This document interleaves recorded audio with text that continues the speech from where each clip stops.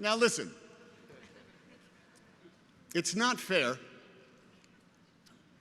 but please don't be embittered by this fact that without having done a lick of work, without having spent any time in class, without once walking into that library, in order to have anything to do with the graduating class of Harvard, its faculty, or its distinguished alumni, I make a damn good living playing someone who did.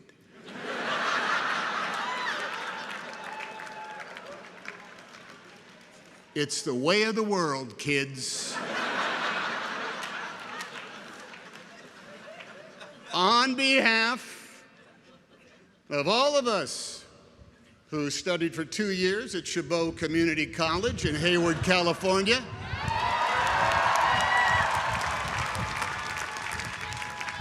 2 semesters at California State University, Sacramento,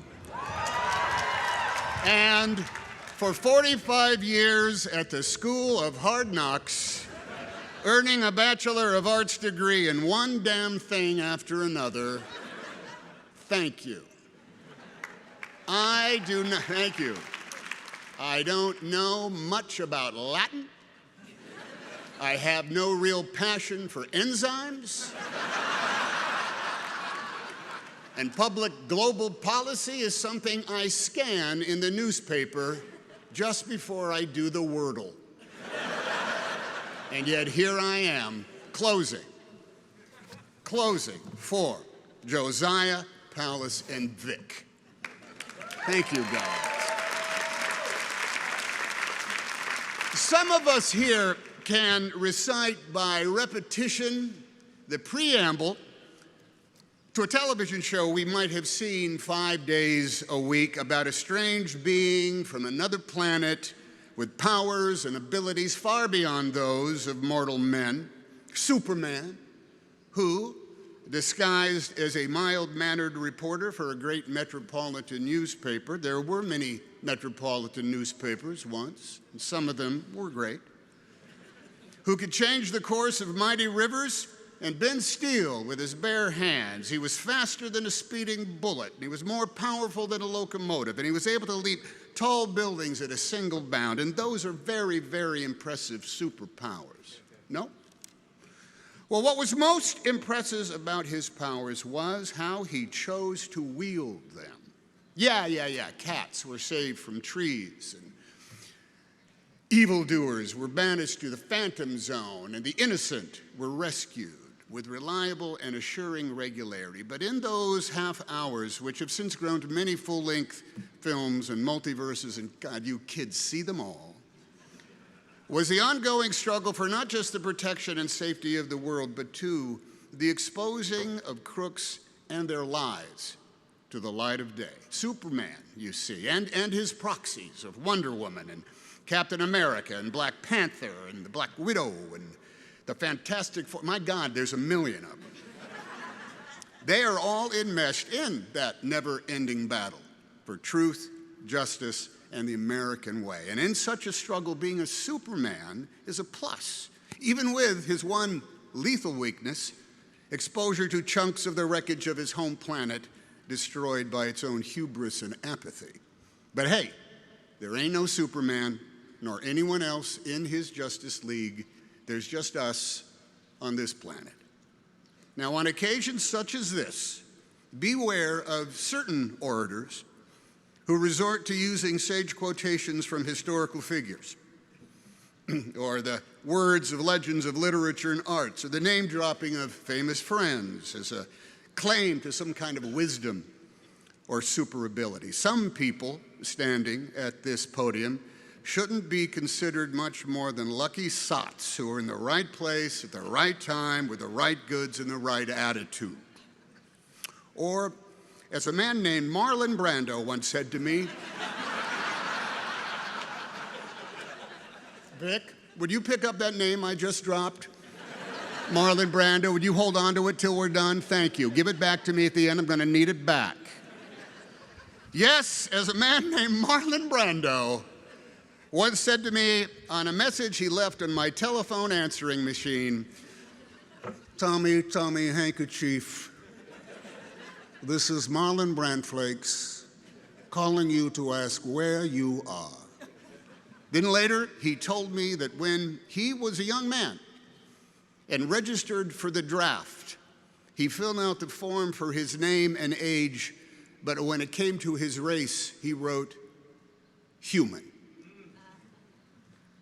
For Tommy, what are we all but human? Yeah, we are all but human.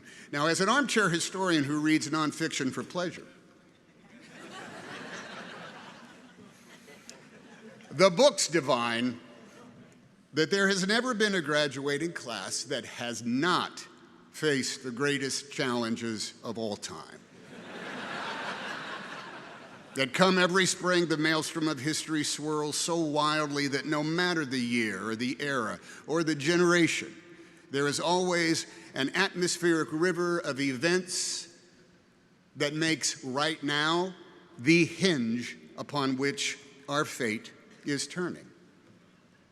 And we here in the stands look at you all in the caps and the gowns, and we hope, oh, at last help is on the way. Somewhere matriculating today is a man of iron, a woman of steel, a superhuman just in the nick of time. Now, this is not because we have failed in our duties or are completely spent. We have done some very super things over our generations. It's because we are all in a cage match, mixed martial arts battle royale with agents of hubris, apathy, intolerance, and braying incompetence, the malevolent equals to Imperial stormtroopers Lex Luthor and Loki. And we could all use a superhero right now. Now, looking out at the flowing colors of Harvard Yard, the goofy big hands that clap, the balls that represent the world on which we live, the streamers and the piatas, and someone's very big face rendered large out there amongst the, there she is, that's it, that's it. We see beings who are young and restless, with energy and imagination, with righteousness and enlightenment and joy and compassion. And we celebrate your proclaimed wisdom and your worth ethic. We know no one is faster than a speeding bullet, to our shame, every day, to our shame. But we can still summon more power than a locomotive, and we are able to leap tall buildings at a single bound if we have the right gizmo. We can change the course of mighty rivers, if such a thing should be done. And we make machines that bend steel as easily as using our bare hands. And we know that to each other we often seem like strange beings from another planet, in habits and tastes and languages, with holidays and foods we eat, and names of the days of the week, all varying. We all have special powers and abilities far beyond the reach of other mortals. Some of us can repair a screen door with ease.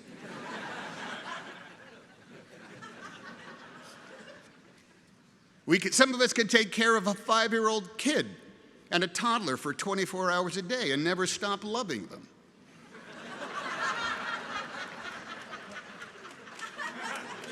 Some of us make sense of physics and economics and global policy. Some of us survive somehow on minimum earnings. Some of us graduate from college despite years of lockdowns and Zooms. Now, these achievements are all stellar, even though, yes, we are all but human. Still, we'd like to look up in the sky and see not a bird, not a plane, but, well, someone who is young and strong and super, who will fight the never-ending battle for truth, for justice, and for the American way. Someone who will take on that work. Now, all right.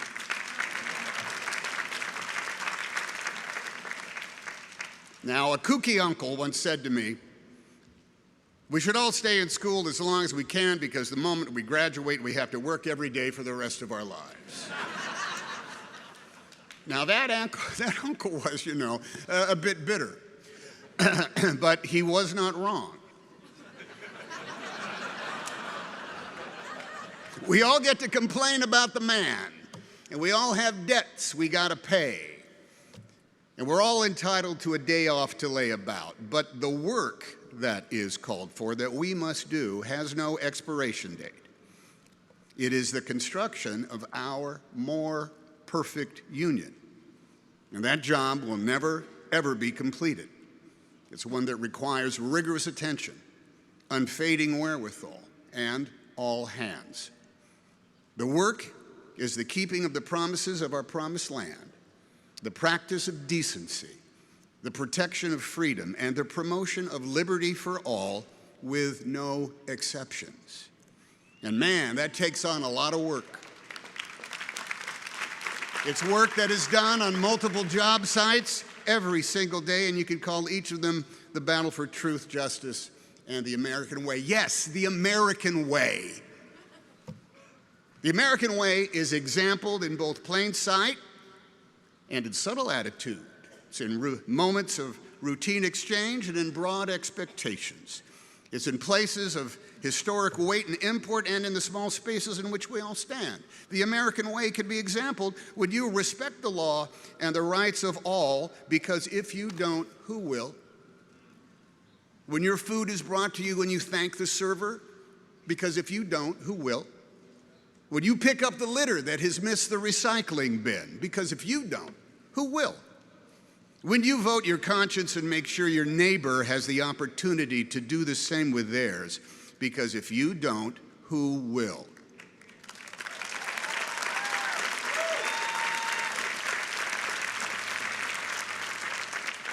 When you make good on your victories and learn from your losses, because both are the results of proud and noble efforts. If you don't, who will? The American way was first proposed not far from here, when subjects of a king demanded more control over their lives than that dictated by someone else's definition of providence. At the same time, women had no legal recourses. An entire segment of the population had been taken from their homeland and enslaved to work as chattel regardless of their age. And the original inhabitants of this continent, from sea to shining sea, the only ones who carried the DNA of America, were considered subhuman. Yet even with such paradox was written down the how-to. How to establish justice, ensure domestic tranquility, provide for the common defense, promote the general welfare, and secure those blessings of liberty for ourselves and our posterity, no matter as time and conflict and the institutions of our democracy would determine our gender, our race, our creed, our color, our chosen deities, or who we love. For it is our manifest destiny to pursue our own happiness. All of us, no exceptions, are entitled to the inalienable rights of liberty and freedom because we live in the United States of America.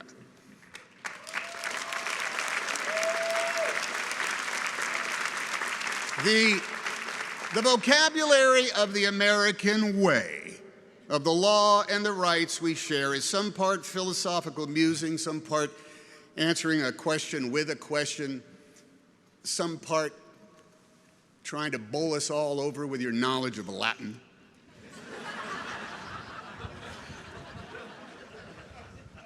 Some part answering the question with a question. And the rest is all practical. It's even physical, and it's certainly tangible. It's the language of telling the truth.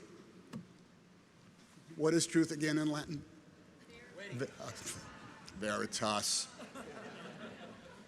The language of telling the truth. It is in the vision quest for truth that we look to you newly incorporated members of the Justice League of Avengers to come to the rescue. For the truth to some is no longer empirical, it's no longer based on data, nor common sense, nor even common decency. Telling the truth is no longer the benchmark for public service.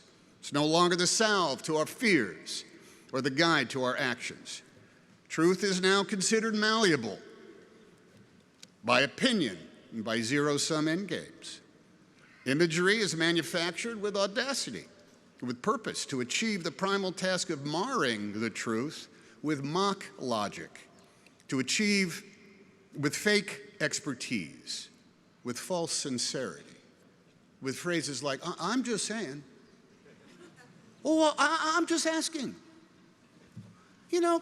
I'm just wondering. Now, literally, you cannot believe your eyes, and your ears will help others lie to you. Someone will report the world to you exactly as you wish it were, full of alternative facts, of conjured narrative meant to buttress the status quo and deny its offenses, or rejig the rules and muddy the playing field depending on where one is on the food chain and the moral spectrum. The American way can be demonstrated without ceasing as a perpetual prayer by every big shot and any plain Jane or Joe Blow.